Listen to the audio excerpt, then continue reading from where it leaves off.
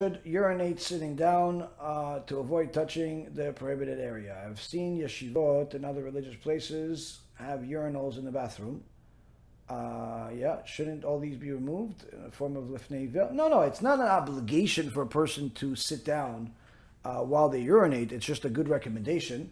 And anyway, even if a person is urinating standing up, it doesn't mean that they have to, do what most people do, which, they simply go to town on themselves as if, there's something missing there.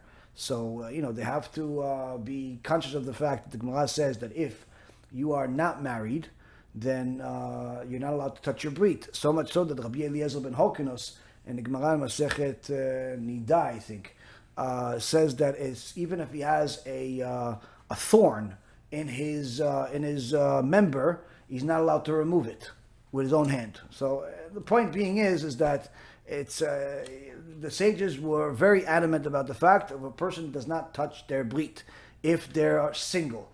If they're married, there is more leniency, much more leniency, but nonetheless, a person should not feel free with themselves whenever they want. They could urinate without touching their member, and needless to say, they could urinate with, even if they need to touch their member, it doesn't need to be skin to skin. It could be, you could put a paper towel, toilet paper that's in the bathroom, so it's relatively convenient, and put it on your hand, and when it's necessary to touch and to relieve a certain part of the drops that haven't come out or are stuck or whatever it is, you touch the papers touching the skin rather than the fingers skin is touching the skin. That in itself makes a certain level of separation that's makes the person less comfortable with themselves. Or many times they simply don't need to do it. They just need to be more patient. They need to be more patient for everything to empty out.